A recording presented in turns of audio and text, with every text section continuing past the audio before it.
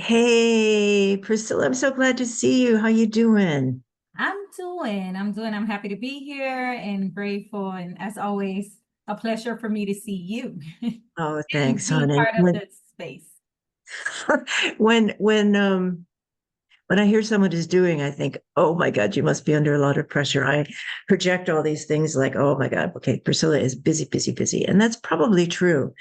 Um, and yet what we both want to do, and I'm going to ask Priscilla to do it in her own way in a moment, is to invite anybody who's with us to join us on this walk. It is a walk through all kinds of weather. We want to invite you to walk with us as trauma survivors finding our way home. That's a different walk than trauma survivors defending against the world or you and me against the world. It's a walk of desire to have a meaningful life. It's a walk of wanting to own my own life rather than be living according to someone else's rules. It's also a walk of intense and often feeling impossible honesty. When I first faced, for example, having panic attacks, and there was no language for panic attacks when I was growing up, I assumed I was crazy. I assumed I was the only one. So when I began to talk about panic attacks, in fact, I'll tell you this brief story. Oh my goodness. I lived in Cambridge, Massachusetts, and my doctor lived in Porter Square, just down the street. And he was connected with Cambridge Hospital, where there was a lot of research going on in trauma. Dr. Judith Herman was there. And there was a little notice to patients, and it said, if you have phobias, here is a phobia group that's starting at Cambridge Hospital, and here's a number you can call. This was way back in the day before you could like text people and go online. So I saw it and I walked away from it because I felt like I can't let people know. I can't let people know I'm a professional. How can I let people know that I have phobias? So I walked around. I pretended I was looking at all these other things around the walls. Then I got my pen out and I got some padded paper out and I wrote down the number. And I contacted this person, and it was a doctor who was running a small group for people with phobias. And of course, that turned out everybody was a trauma survivor. And my phobia, and I had said this for years, my phobia was a fear of heights. That meant going over bridges and also and going underwater. Couldn't imagine being a submarinist. Anyway, what we all did was powerful together. And that was decades ago. And that was the way I knew to walk myself home, which was alone. Two, to be very confidential. Three, to find people that I could trust only. Four, to be certain that the group I was in was safe before I would talk about anything. And then to slowly confess the realities. There was not until the late 19th, 20th century the term complex post-traumatic stress disorder. That term in the DMR didn't come about for a long time. So that's a very long introduction. What I want to say to folk here is welcome. Priscilla and I are partnering on walking each other home. We have a big age difference, but that's not the issue. The issue is how can we listen to, hear each other, and help each other find our way. As one of my fellow travelers says, on this path less traveled by. And yet we know in some fields, early childhood education, for example, that the majority of us are trauma survivors. We don't talk about it, but I talk about it. Priscilla talks about it. I've just returned from the Rio Grande Valley, where the culture there is primarily, it's a taboo. That's a word I heard a lot. It's taboo. We don't talk about this. But I talked about it as if it is an everyday thing, which it is. And in small groups and with a lot of boundaries. And people were able to share things they hadn't been able to share. So we do this every week. There are three of us. Denise is not able to be here this week. Do it every week, and we invite you to participate in any which way works for you. You can listen to this after the fact. You can join us either in video or you can join us through the chat. I don't think anyone has, no one has joined us by chat. Often the pattern right now, it changes, is that people join us. They read, they hear these after the fact. So hello to all of you. So with that lengthy introduction, and that's okay. I just want to ask Priscilla, how would you introduce what we do together on this program? I would like to welcome everybody to the space and to honor our story. I'm grateful for this opportunity, and also welcoming everybody to be kind, to be understanding, and come to this space to knowing that they're not alone. We're not alone. Holly, as I heard you speaking, one of the things that you said is pretending. When you said that, it really resonated with me, because part of trauma survivors or people who have experienced trauma, it is a taboo. We pretend like it doesn't exist. We don't even speak about it or anything like that. It's just, or we just get over it, which is one of the things we hear a lot. So in this specific moment, I invite people to be kind to themselves. If you guys want to talk about it, text us, let us know. But don't know that have a listening ear, and you're not alone. We're here for you. Yeah. That's very kind. And Priscilla, you use the word kind a lot. And my heart agrees with you. Why would we need to talk about kindness so much? It's important for when we think about kindness among ourselves and within, we start honoring our truth. And the truth is, we did not say, hey, harm me. Somebody or the environment, the community, something happened to us out of our control that make us now respond or be fearful and have all these feelings that show up in unpleasant times.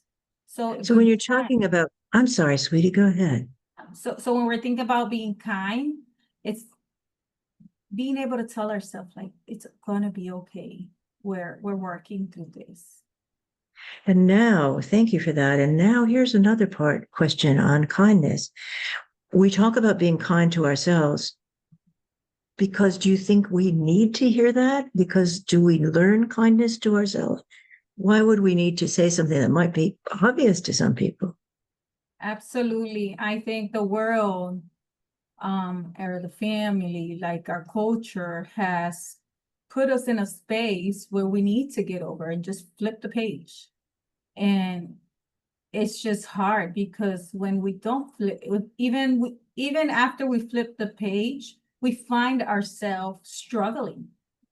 And if we become kind, I do believe that if you never heard by somebody, be kind to yourself, then tell that to yourself. Be kind to yourself. It's important. It's speaking to your insistence and saying you have to be kind to yourself, because it's not your fault. It's okay if you didn't make it at 3 o'clock and that you were intended to, right? Things happen.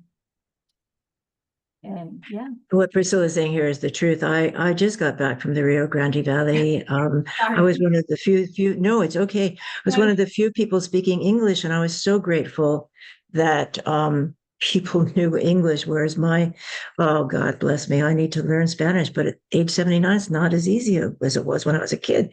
But the bottom line was, I spoke with educators. When I say spoke to, I facilitated learning with these wonderful people who work with children. And talking about trauma is, and the word they used with me is taboo. We don't talk about this. We don't talk about this. And so when I was inviting them to look at things like ACEs, adverse childhood experiences, the room was very quiet. And I had respect for that. And so anyway, I got in late, and I'm getting up late. And so Priscilla was very generous to wait for me, and I appreciate that. And in general, I'm not a timely person. I'm on Sicilian time. My culture is, some people they are very professional, but the majority of us, if we get involved with a conversation, honey, we're in that conversation. It's like, soon come. But I want to get back to what we're talking about because it's crucial. What Priscilla is talking about is something that I know in my life has been hard. And that I want to ask Priscilla because I never learned about kindness. I didn't see family members being kind. I saw family members being mean and abusive. And I felt in my own heart when I was around a little puppy or a kitten or something, I just felt all of this kindness flowing out. I just wanted to love and snuggle. To take that right to this moment, how, as a trauma survivor, do we know? How did you know, Priscilla, what kindness is when trauma is not about kindness? I learned with my therapist. I was going through things, and usually trauma can be misinterpreted in the Latino culture as you're crazy.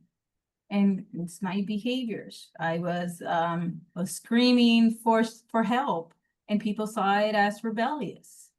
And thanks to therapy and even studying trauma and wanting to understand why people behave the way they do, it helped me understand why I was responding to the unknown, to the world, the way I did.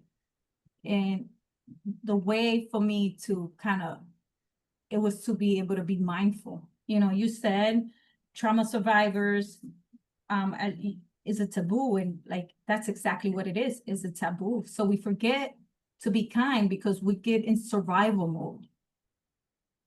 And And talk about survival mode. What does that mean? What is that like for you when you're, because every trauma survivor I know can get into survival mode just like that.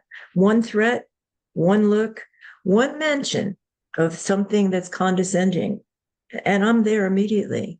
What does that mean to you being in survival mode? it's being mindful of my present, of what all this is doing to myself and how it can be impacting myself, even if I'm present, just like you, when I'm in survival mode. I could be in survival mode right now, but I'm still present because I have been able to work through it and work with my body and be mindful and understanding and say, hey, you got this. It's that inner voice, the little girl in me. And that is what I really want us to get down to in the next couple of weeks is how do we know which one of our voices is real?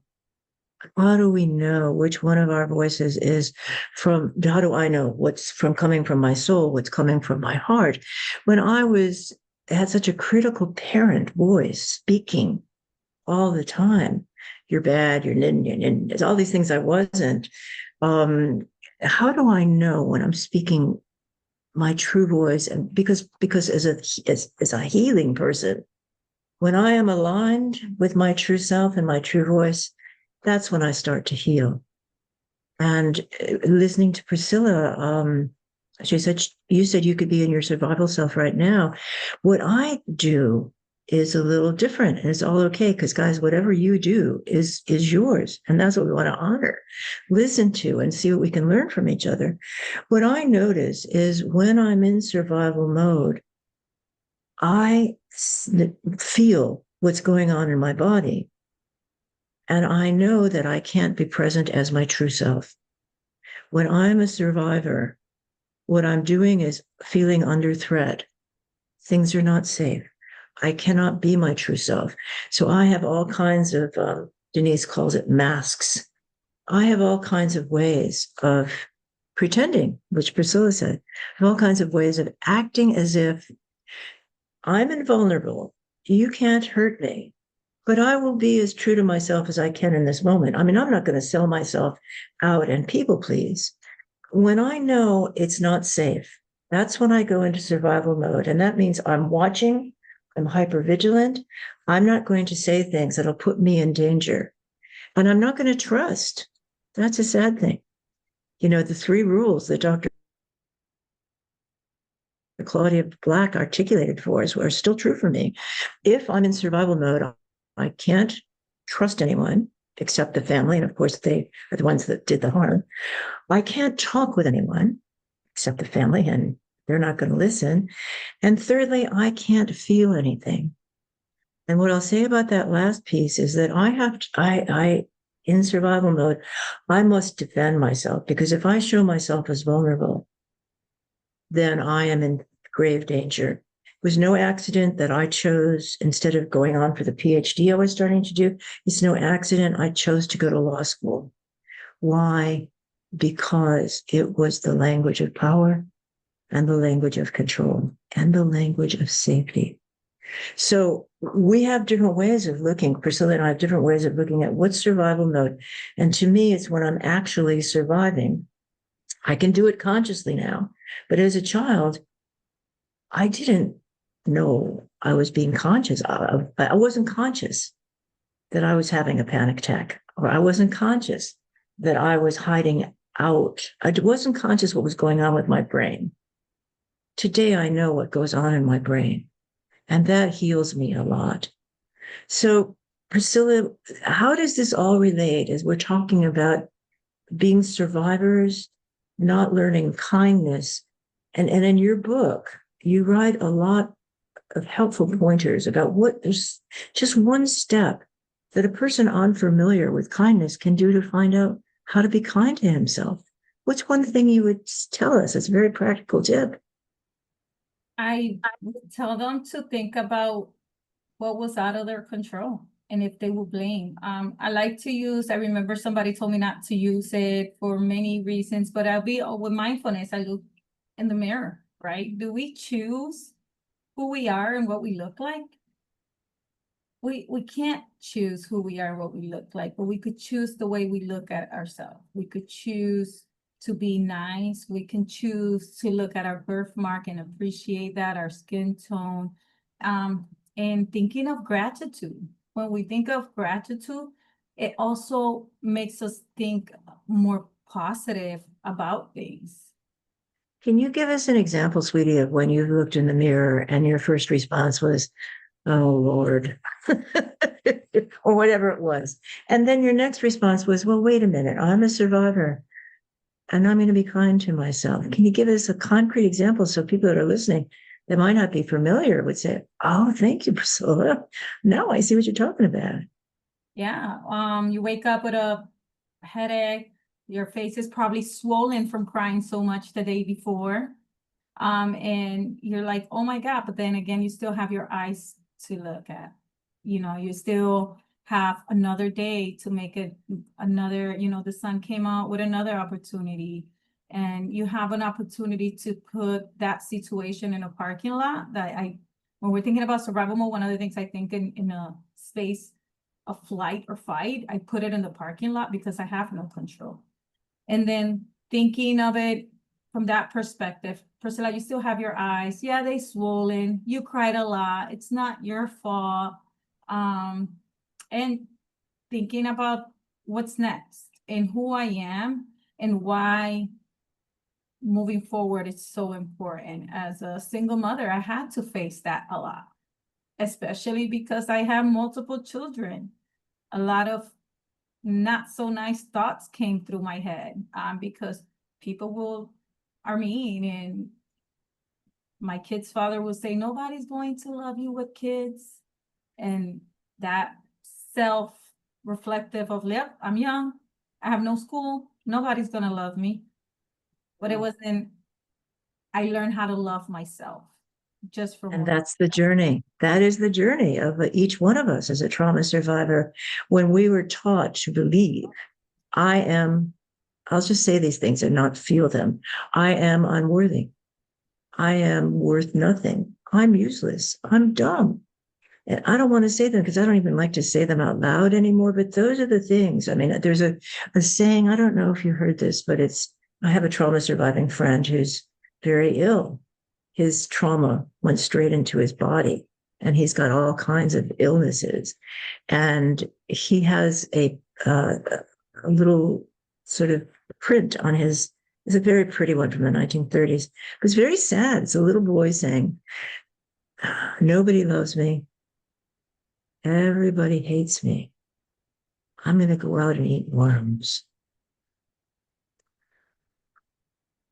And many of us heard that as children. Nobody loves me. Everybody hates me. What's the consequence? I'm not worthy of even eating at your table. It's like in the Bible, it says about, isn't the dog even worthy of eating the scraps of your table? And a trauma survivor, no. So Priscilla, why so much self-hatred with trauma survivors? It is the way that, like you say, the way they planted the things in each of us. And, you say that sometimes they have said it. Sometimes people don't say things, but their actions say it. So we may not hear it in our ears, but their action makes us feel unworthy. And because we tolerated or we had to resist for so long, we kind of become conditioned mentally. It's like, and I speak about gaslighting. It's like we ourselves gaslight ourselves to believe that all this stuff we deserved, and because we deserved it, now I don't deserve these things. Tell us about gaslighting. So, people might have seen the movie, they've heard the phrase. What does it literally mean? Can you give us an example of that too? Yes, it's a psychological effect that it's created by somebody who says they love you or they care for you, but their actions project totally different.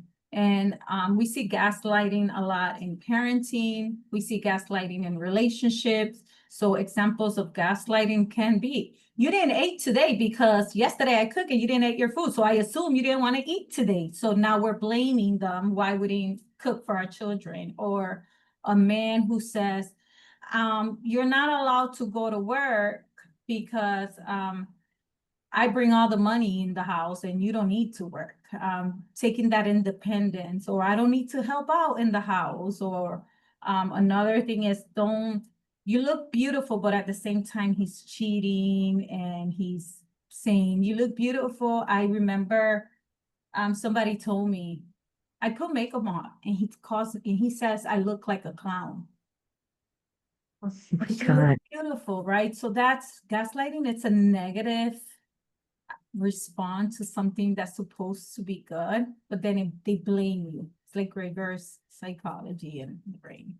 Yeah, thank you so much. And narcissists, the people that are totally self-centered and often have narcissistic personality disorder, they are experts at gaslighting because they'll say something which sounds like a compliment, but there's a knife beneath it. So here's one. It's great that you've lost weight. I can tell that you've lost about 20 pounds. That's a good beginning. It's a good start. You'll look better when you lose at least 50 or 60, but you got started. You're not that big belly you have is not quite as big. What is the awful message of that? You ugly. You ugly. And I'm keeping track and I have the right to judge you. Those are the awful messages. And by the way, why gaslighting? There's a film, I think from the 30s, 1930s or 40s, with Ingrid Bergman and Charles Boyer. And it is tough. It's tough because he woos her as if she's the most wonderful person. And she is on a scholarship as a pianist. She's on a scholarship to another country. I think it's Rome or Paris or something. And what happens? He woos her to say, I can't live without you. So she marries him. And by subsequently gaslighting her into questioning herself and doubting herself, she gives up her studies. She gives up her voice. She gives up what matters to her.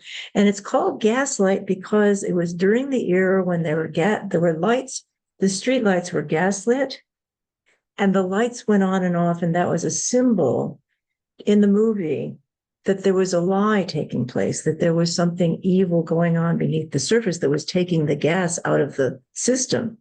Anyway, so Priscilla, thank you. You're being very helpful about what it's like to be a survivor, and gaslighting is one of those things. And one of the questions I have for you is, you asked for help.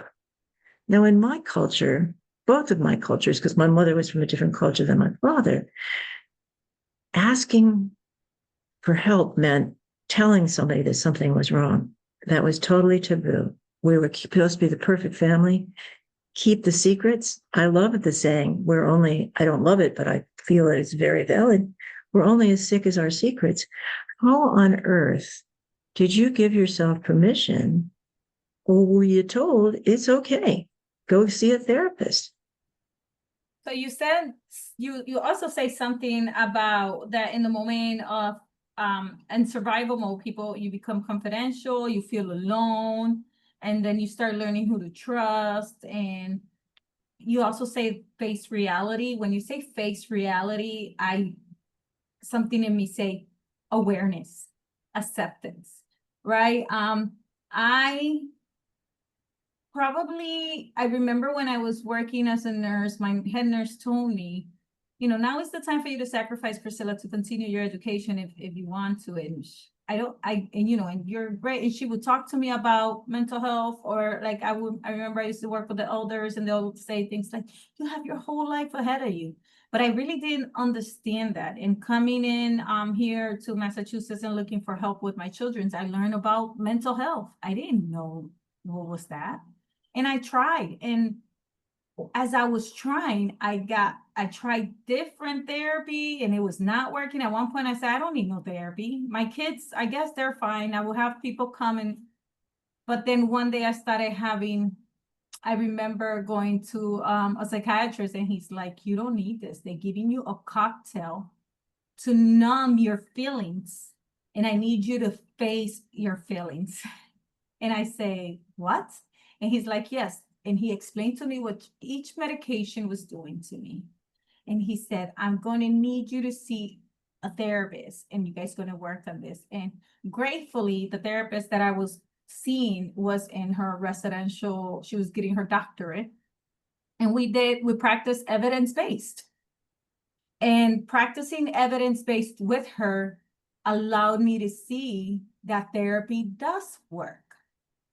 So it was a mix of things. It was also, I feel like at the beginning, it was pushed. They were like, you need it. You're going to lose your children if you don't do X, Y, and Z. And they put all that fear. So I went without really knowing what it was helpful for. So it sounds like you're one of the trauma survivors who was assigned or told you need to take medication before anybody ever talked with you about what's the reason for the medication. Is that what happened? Absolutely.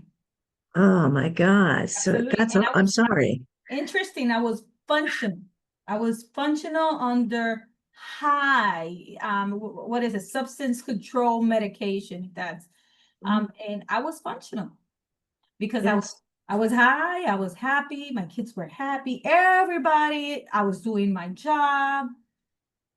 But I was supporting your children, you were a single mom, all of that. You were highly functioning. But what was really going on inside? I was losing the little girl. Yes. I was functioning to the world, but my voice was being silent. I remember he said to me, they're giving you a cocktail for you to deal with everything that you're going to, that you need to face. I remember I took a 2-year leave from my job. And in those 2 years, he told me, you're going to be fine. He allowed me I thought I couldn't stop working. So I stopped working to focus on myself. And I discovered a whole different world, which was very nice to discover. And this is how then I went to psychology school.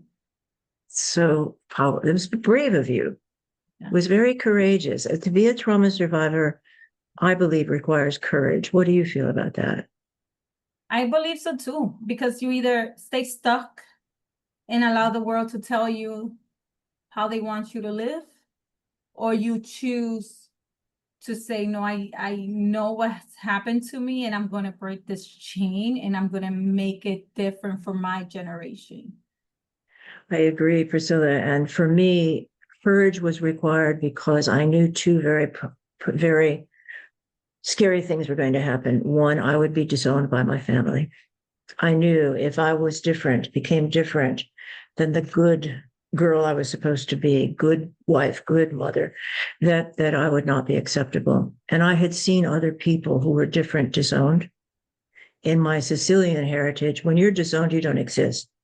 I wrote in my book that there was a man who's a friend of mine. He was conservative Jewish. And when he married a Catholic woman, his father sat Shiva for him, which is a way of saying, my son is dead. This is a funeral service for my son. And so with this man choosing to marry the person he loved meant he would be disowned. And for me, choosing to be myself would mean being disowned. So that was one of the things that took courage. Is that true? And I'll talk about the second thing later, but did you have any of that fear of being disowned? So I feel like I was already disowned. I hear you. At a very young age, I was disowned. I was embarrassing for many of my family members, particularly for my paternal side. Why were you embarrassing? You were obviously a very vibrant child. Yeah. But right, I guess that when I was young and I was not listening, and I was not following rules that I to this day I don't understand it. It's so interesting.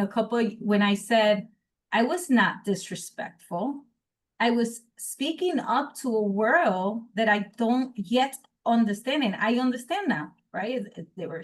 I was able to see, and sometimes I think I'm like, oh my God, I was born an advocate because having two sisters neurodiverse, I used to tell people, be nice to my sister. Don't talk to my sisters like that.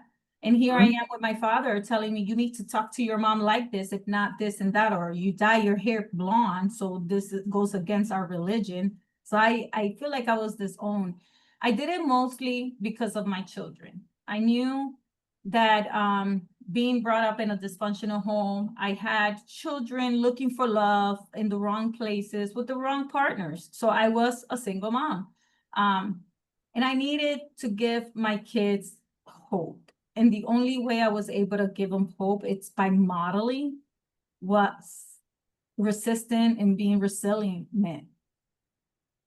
There is a book written by a woman who has a somewhat similar story of trauma, and she wrote a book called Something Better for My Children.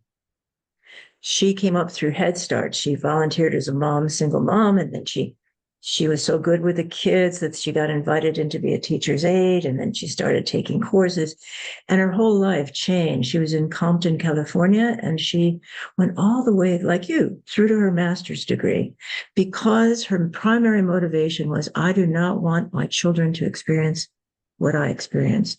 That sounds like one of the reasons you had courage, is because you wanted, as you said, to break the cycle. Is the cycle breakable, Priscilla? I agree. I was the first one in my family to get a master's degree. My children all got high school diploma. They got to go to prom, and I get very excited about every time I speak about it, because they were not, when I had my children, that was not going to happen. The people speculated. It's something in the Bible that says, from the weak and the vulnerable. I may not say it correctly in English, but it says, from the weak and the vulnerable, God took you apart. And to put it What's that in Spanish, sweetie? What is that in Spanish? de lo vil y vulnerable te sacó Dios para avergonzar el mundo. Oh, that's beautiful. And so from it's like the what is it? The weak will inherit the earth. So similar to the Beatitude. Yes, yes, that it's in that is similar. And I Okay. believe, I truly think, and I want to say, part of why now, in a way, I look at life the way I do is because everything in life comes with a purpose.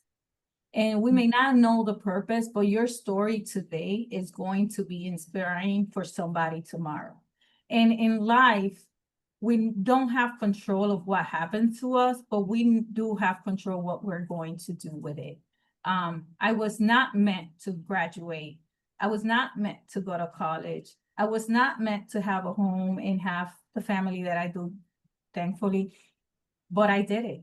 And I grew with my children. I was a young mom making school challenges.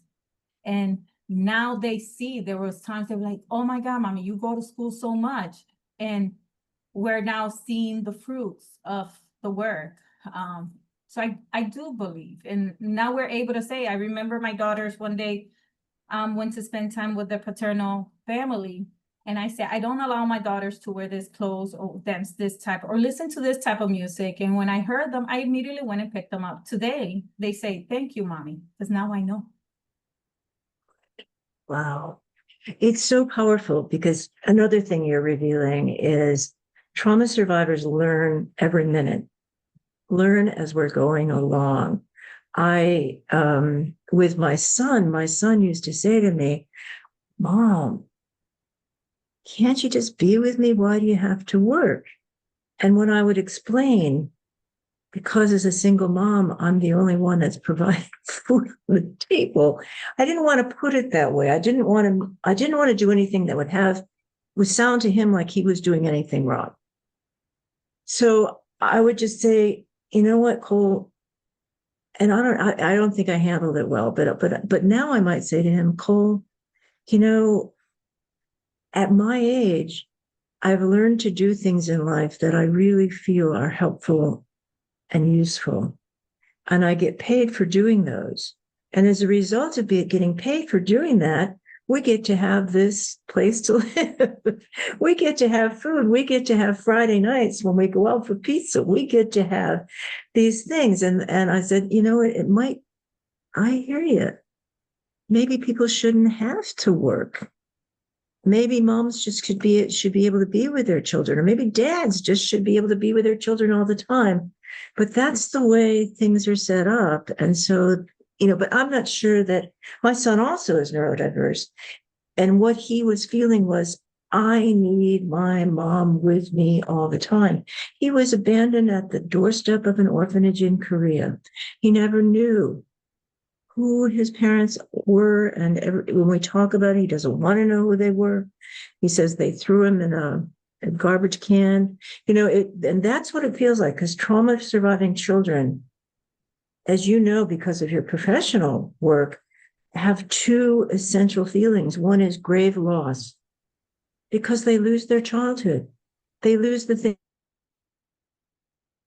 things that children ought to have, you know, like play and freedom and people loving them. And the second primary feeling they have, which is terribly sad, is that we feel abandoned. Every adult child of trauma that I know had some variation of what I would say when I was finally able to say it.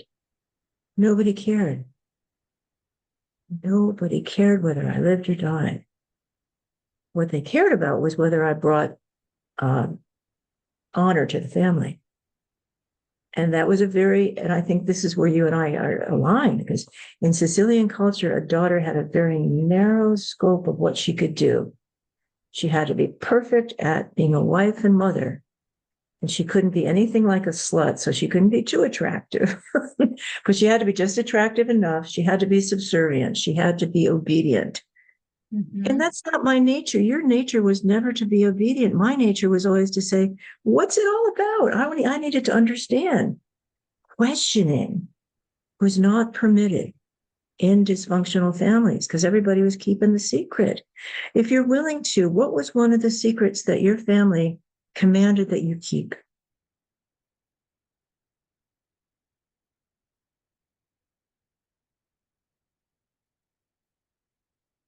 Did you get frozen? Are you there, sweetie? You know what? People listening, isn't that amazing? That Priscilla's now, there you go, sweetie. You got frozen for a moment. Okay. So and now my mom may hear this and it's fine because she knows it happens. I speak about it all the time, but she broke a phone on me for telling my uncle's wife he was cheating on her. And that was, I was basically influenced to lie. So as I was raising my children, I was also raised in a household that says you don't give your kids too much explanation. But I remember telling my children, I understand you don't want to stay there, but it's just going to take a little bit because we want to go do this. And that kind of like how you also did it, Holly. And when my mother hit me, as I raised my children, one thing And one thing that I also use when I'm speaking to parents in the spaces we are, don't teach your children to lie, because somebody could hurt them and they're gonna think that they are lying. My mom wasn't aware what she was doing to me, but I wasn't the one in the wrong for saying what I saw. You He told the was in the truth. wrong for doing it in front of me. And Like, and you're supposed to keep the secret for her. That was the family rule. Keep the secret. It wasn't live in the truth. The yeah. truth sets us free, right? I mean, And it what was wasn't when even you keeping a secret. I just blurred it. I was like, "What about my uncle's going out with so and so?" And I wasn't. I wasn't keep. Nobody told me not to say nothing, but nobody also told me it was wrong. and you know what you said before, Priscilla, that so much of how we were controlled was without a word being spoken. In my culture, people gave me the children the look. You know Mm-hmm. what I mean by the look? Mm-hmm. What is you open your mouth one more time, and that you're not going to have a mouth to open, Mm-hmm. you know. And then came the slap, and then came the abuse. I learned not to cry. I learned all of those things, but much of it was not spoken. I had to, as little children, and this is fascinating about working with children, little children pick up the unspoken rules. They know that takes a lot of brain and soul power to pick up what's expected and what isn't. But there's studies now about little children picking up racist stuff. As little children, when, I think it's beautiful when people say, oh, children don't know the difference. And there are always these videos on Facebook about these two little boys, one's black, one's white. They just love each other. It's beautiful. They probably are good friends. But what happens with the brain is children, when they're very young, learn to discriminate between different cultures, different languages, different skin types. So children are looking up and down on each other. And it's so sad that our families expect us to be brilliant and pick up all that stuff. And at the same time, think we're stupid and punish us because we're not, because you just told the truth. You saw this, the truth, you told it, and your mother broke a phone on you. Yeah. And my father, there's many stories about this, but the thing that's very difficult here is back to what you said about your voice. I believe healing for me is claiming my true voice. And part of my illness has been not knowing what's my true voice. I have had times when I've had to really stop and say, who's the real me here? When I became an attorney and I had got this attorney voice, that was a powerful voice.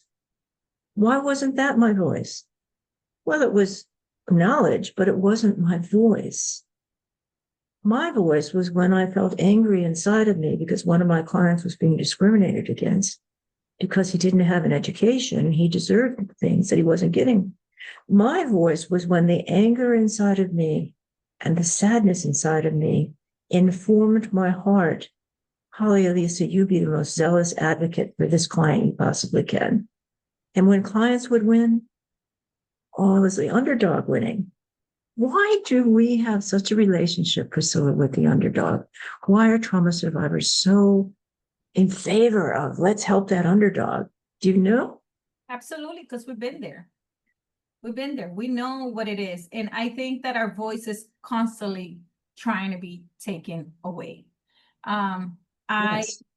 I know that now where in the spaces that I go and the people I speak about why this is so important for me. And it's knowing that not only are we a lot of trauma survivors walking without the unspoken, without speaking our story. And I don't think people have, oh, I suffer this.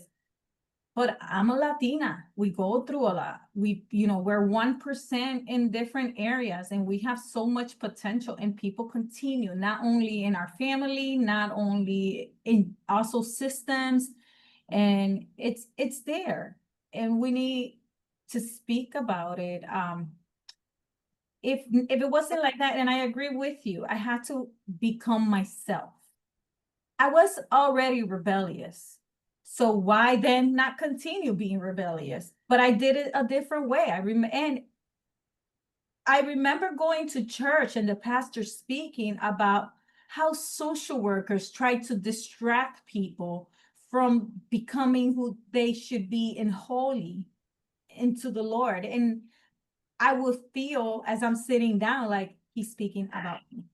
He's speaking about me because I'm the one social worker. I'm the one who advocates for women's rights.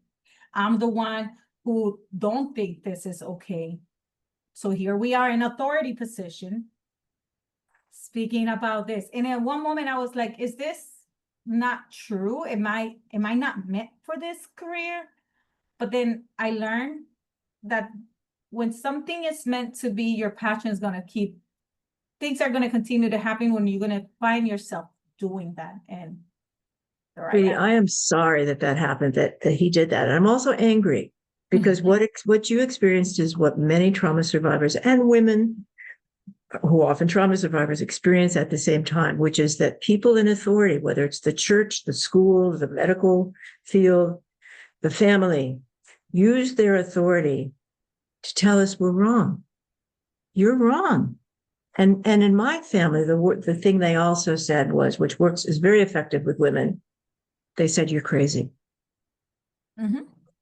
That was the one way in which women could be powerful. When my mother went, she was psychotic, but no one knew it, talked about it. She was a beautiful blonde, the classic wasp Euro image of a woman. I'm the opposite. She was like blue eyes and white skin and blonde hair. And she was beautiful, but she was harmed, incested as a child. And also her mother was mentally ill. So the way in which sadly, and we need to talk about this because people don't talk about it that much, women can be powerful when we become, in a Shakespearean sense, mad. The mad woman of Shalott, the mad woman has power because people are terrified of that. Now, my mother would become mad, insane. She became other people. And even my father was afraid of her. And my father was a Sicilian. Vincenzo Bruno was a Sicilian patriarch. And my mother was afraid of him. He could punish her, he could beat her. It's interesting, Priscilla. I could never remember my father hitting my mother, although he did, because my role as her child was to protect her. And I couldn't bear the memory of not being able to protect my mother. And so I could not remember her being abused. I could remember my sisters being abused. I wasn't their protector. I remember me being abused. But that whole silencing, back to what you said about our voice. You're in church and the preacher or the priest or the minister is saying, you're wrong, girl. I went up to a priest one time when he was,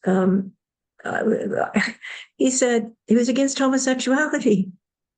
He said they were sick, they were harming people, and they couldn't teach. Well, come on. As soon as Mass was done, I went up to him and I said, Father, that's not my experience. I know wonderful men who are doing wonderful jobs with children. And I talked with him, Priscilla, and finally here's what he came to. This is what the church says, and the church is right. And I said, if that's what the church says, it's not true. It's not true. And I'm going to go on loving my friends, and I'm going to go on supporting them as teachers of young children. That so many, Patricia, Priscilla, how many splits like that can we have in our lives before we say? Yeah. And, I'm grateful to have studied religions because Yes. when we talk about it, I'm now able to say, are we really modeling what our God will want us to do? Is this really, because when we're looking at the religion, they doing what their God is telling them to do. And we need to be respectful of that, because my religion, it's not better than theirs, and theirs is not better than mine. And being able to speak about it and say, actually, they adopted this from this place, because this is where it started. And there's history to prove what I'm talking. But Holly, one of the things that was resonating with me when you were speaking is that trauma survivors, we carry it's like, you know how they say, the women who have experienced domestic violence are prone to have or fall in love with another man who can, because they kind of get like attracted to them or something. And I believe it's the same with trauma survivors, right? We'll go to places and we're not sure how we're going to present to this school principal who did not spoke the right way to my child. We don't know how to tell the IEP person or somebody, hey, I need this, and I did not appreciate the way you spoke to me. I came here because I needed this, because it's already on us. Fear is on us. And one of the things when I'm working with clients and we're working about what do we feel in that moment, is also identifying or reflecting how are we coming to these spaces, and how do we take a second back and reflect on what is it that we're projecting, because sometimes in that flight or fight, we look aggressive, we look disrespectful, we sound, our body behaviors are not projecting, are creating defiance, and they give us police because they already seen us different. And what they're not seeing is this is a defensive mode because I'm tired of people treating me this way. And it's unacceptable for women, for people of color, for ethnically diverse people to be angry, because that is frightening for the white people who think, oh my God, I'm in danger now. Well, bull. I mean, maybe it is not bull in all situations, but all of the history of looking what's happened to people like Rodney King and oh God, I can't even say the man's name, who was strangled essentially. He's crying for his mother and they won't let him breathe. And we thought that was going to be the change that mattered. Remember that? We thought that was going to be the change. And no. So if a woman stands up, if a person of color stands up, it's a threat because it means we are questioning their power. Well, we are. Yeah. But does that mean we have to be killed? Yes, it did. But today, we're saying no. And by the way, everybody that's listening, before we started, Priscilla and I were talking briefly, and I mentioned DEI. DEI has turned into DIE. DEI, diversity, equity, inclusion, is what life is about. It's life at its heart. By the way, we have about 5 minutes max left. And it's what life is about. And now it's being forbidden. I mean, Maya Angelou's books were ripped out of Annapolis. They're taken out of West Point. Schools are banning these things. Columbia University is making a deal with the administration that certain things won't happen. We are being loud and clear given the message. Don't talk. Just be obedient. And this is a big issue. That's in part why this program is so in demand, because how do we walk each other home in an environment where any of us could be taken off the street at any time? I mean, do you know people, Priscilla, in your not maybe not in your neighborhood, but in your life, that someone can rap on the door and it's ICE, and a person with a mask, we don't even know who the hell the person is, doesn't have to identify. Do you know? So actually, I not in my immediate family, but I have families that I work with that it is this can be their story. Having this conversation and constantly explaining to them their rights, it is scary. It is not what we want. And one of the scariest thing is that this is what we're projecting to the generation, and people not really being thoughtful or mindful on how much this is not just impacting us. If it's impacting us, imagine what's happening to the younger kids. And we're basically teaching that hate, it's okay. It's very scary. And one of the things is I want to say before we wrap up is being kind is still also owning your voice. Yes. And knowing how to navigate difficult spaces, owning your voice. And that could be you writing in a journal what it feels like and reflecting on what you're feeling and how, and creating a plan on how you're kindly going to approach that situation, that it's not making you feel nice, because you owe it to yourself. Yeah. That's really powerful. And before we end, we've got about 3 minutes. I would invite you, if you're willing to, is to speak in your own language for 2-3 minutes about what message is it. We're wrapping up. We've talked about so many things. You've talked powerfully about your voice and being discriminated against and being beaten for telling the truth, and then having your own children and going to church and the priest is saying evil. How on earth do you claim your own voice and believe yourself? That's the other thing. How do we believe ourselves and believe in ourselves? And I'd like you to, if you're willing to do that for the people that are Spanish speaking, or me a little poco, at least I'd love to hear you say it in the power of your own language. And then we'll come back to English and wrap up. Are you willing to do that? Claro que sí. So, si me están escuchando, una de las cosas que estoy refiriéndome a este programa es que se den la oportunidad de retomar su voz, de que sepan que son grandiosos, que tienen el poder de tomar una decisión y ya no permitan que lo que usted no se buscó siga siendo la tortura de por qué usted está en ese duelo, en ese dolor.